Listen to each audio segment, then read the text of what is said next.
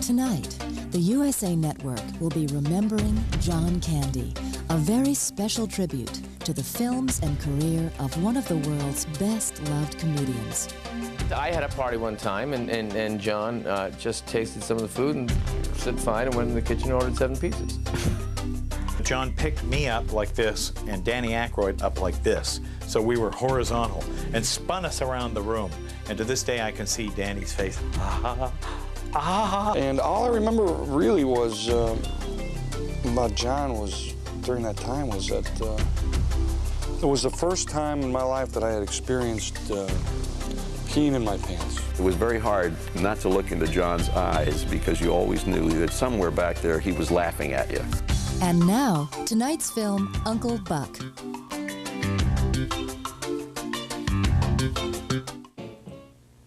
Every time he went out, he assumed that he was sort of the John Candy show. He would talk to everybody in public when we'd be at a baseball game, at a Dodger game. Dave Thomas and I used to laugh about that.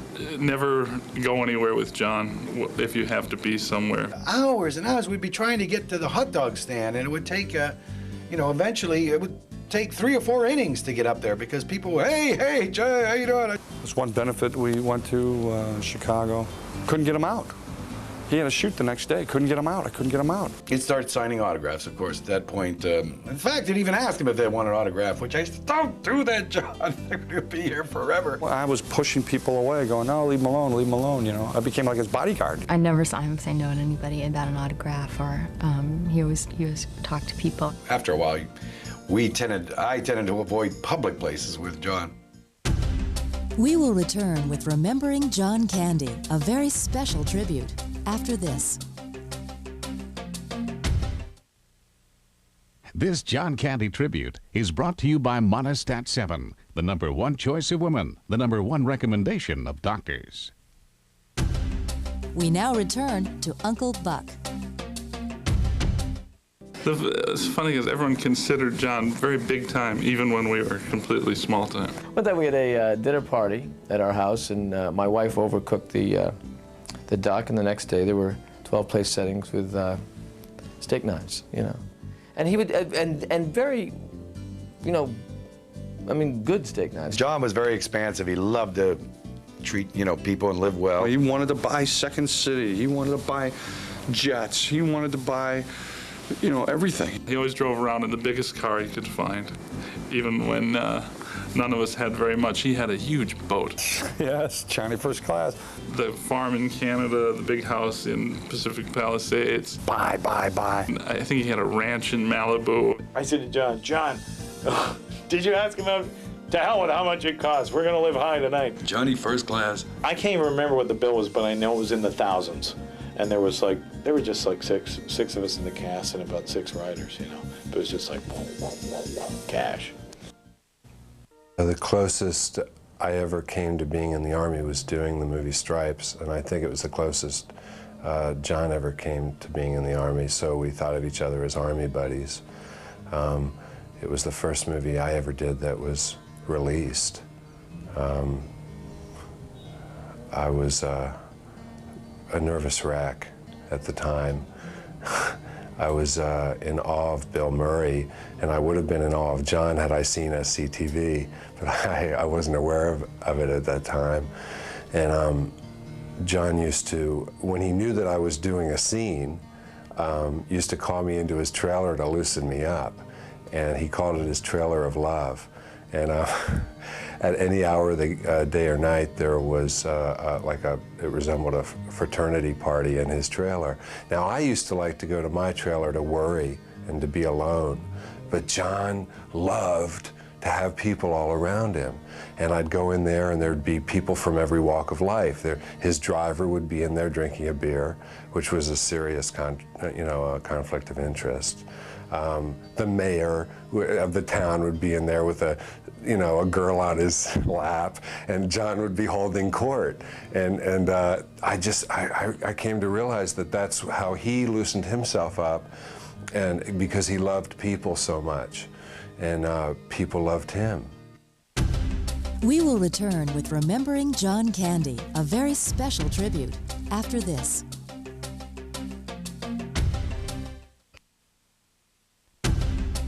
Remembering John Candy now continues with Rita Wilson. When I had been cast in Volunteers, I had never met John, and my husband Tom Hanks had worked with him in Splash. So I thought, wow, I have to go to work and be with like these two hilariously funny guys. Holy cow, all right, I call shotgun on this one. I got tips on that, Larry, sorry. And they had already been shooting for about a week, and I got to the set, and John just welcomed me there like I was his long-lost dear friend. And our birthdays are about a week apart, and that was sort of like an instant connection. And he was, as I really would tell anybody, like your big brother, your father, your uncle, your best friend. He was all of those guys mixed into one. Being in public with John was a blessing for the people that came in contact with him, but I think ultimately it was a curse for him. One time, John and I were at an LA Kings game, a hockey game, which was John's second team. He adopted them. He was a great Toronto Maple Leafs fan. He loved hockey. He couldn't go anywhere without just fans who adore him swarming around him. You'd walk into the stadium and they would always play the Candyman on the organ. While the game was going on, all of a sudden, somebody noticed John in the stands, and then another, you know, he yelled something out. Before you knew it, everybody in the stadium was looking at John, and not the game. John's seats were across from us, so we would be able to see him across the arena and wave, and it got to the point where he couldn't sit in his seats anymore. And it was amazing. They started cheering and yelling. He ended up going and sitting with the owner of the team in his box, because that was the only time he could actually watch the game. John was just sort of trapped, basically, because people started moving in on him and grabbing at him and mobbing him. 16,005 people would come over and, you know, pay their respects and say hi to John. Instead of just waving, which I think most people would have done, and then getting out, John just started talking, you know, in that John Candy way. Hey, how you doing?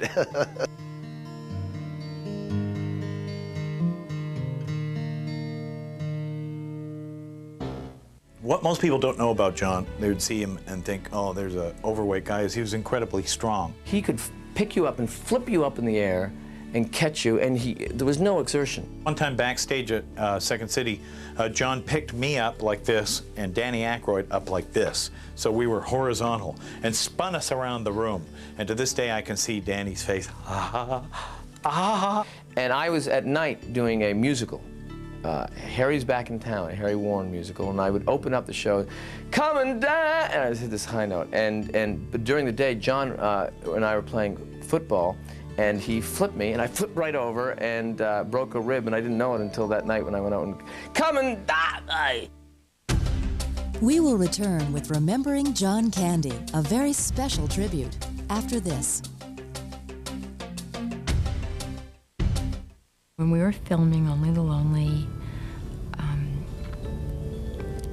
well, John was thrilled that Maureen was going to be playing his mom. Maureen O'Hara was a, older actress, beautiful woman, very wonderful lady. And they had put her in a kind of a little trailer. And John had this big trailer. And John said, I can't be in this trailer with Maureen O'Hara in a little trailer like that. I said, we can't afford it to give her another trailer. And so he said, okay, give her my trailer, and I'll go in a honey wagon. Because I don't want to take any money from the screen. So here was John. You know what a honey wagon is? The little doors, you can barely get in, with those stairs. When you go down the stairs, the honey wagons move like this. They put Maureen O'Hara in his dressing room, and John would go into this little honey wagon, fill up the room and sit in there and smoke his cigarettes. The producers were driving themselves crazy. The star of the movie's in a honey wagon. So then they got another trailer for John, and Maureen O'Hara got a big trailer. She never said anything about it, but he felt that she should have that, her stature. But that was clever. That's how John was.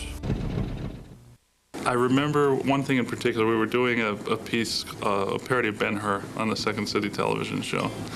And we'd spent our entire budget on one set, the set for Ben-Hur. And it was the piece was like 22 minutes long.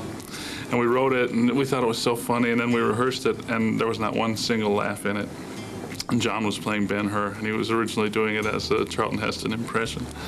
And then we started racking our brains. We didn't have time to rewrite the scene, so I like to think it was me who said to John, John, why don't you try it as Curly in the Three Stooges?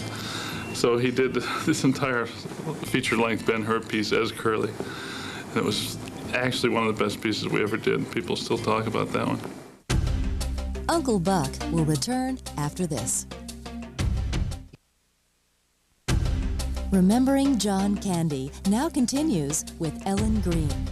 In Wagons East, there's a scene that John and I are tied together. I fall over on John's back, and John has to be on the bottom. And he came up, and dirt was all over his face, and it was in his mouth. And I had to lay on him during this whole long shot. And Johnny said, Ellen, there's not many people I would eat dirt for. And we did this shot over and over, no stunt person. And he was really kind, and I took a picture of, because I had to immortalize this moment with John with dirt all over his face. This amazing star that I've always wanted to work with, eating dirt for me. And I was laying on his back the whole time. He'd always send something to you, always, every holiday, whether it was Valentine's Day or your birthday or Hootie Sefaticker Day. He's the most generous person I've ever met, and probably the most loving, and, you know, a heart the size of the Empire State Building. I know he did a lot of grand acts of generosity. He did that kind of thing all the time, but he also did little quiet kinds of things. And he, for Christmas, gave me this huge gorilla. It's so huge that it's just in a rocking chair in my house. He said that it was a gorilla that was gonna have to be my guardian angel because the movie was about to be over and he wasn't going to be around to protect me anymore. Uncle Buck will return after this.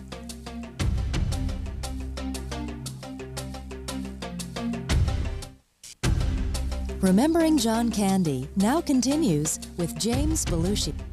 He was very vulnerable.